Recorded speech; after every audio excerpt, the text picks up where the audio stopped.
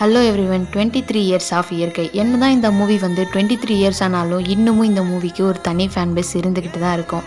Nancy, captain, Marudhu அப்படின்னு 3 dimension of லவ்வை ரொம்பவே அழகாக காட்டியிருப்பாங்க.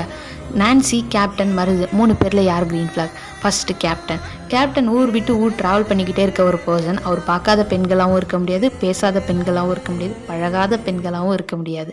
ஆனால் அவர் அங்கே யாரையுமே லவ் பண்ணாத, என்றைக்கே ஒரு நாள் நான்சி கிட்ட திரும்பி வருவேன் அப்படின்னு கொடுத்த அந்த ஒரு வாக்குறுதிக்காக அத்தனை வருஷம் கழித்து அதே லாயலிட்டியோடு வந்த கேப்டன் க்ரீன் ஃப்ளாகா, இல்லை நான்சிக்கு பிடிக்குன்றதுக்காக தான் உயிரை கொடுத்து கடலில் விழுந்த மோதிரத்தை எடுத்து கொடுத்த மருது க்ரீன் ஃப்ளாகா, இல்லை எத்தனை வருஷம் கழித்து வந்தாலும் சரி நான் கேப்டனை மட்டும்தான் லவ் பண்ணுவேன், கல்யாணம் பண்ணுவேன்னு வெயிட் பண்ணிக்கிட்டு இருந்த நான்சி கிராண்ட்.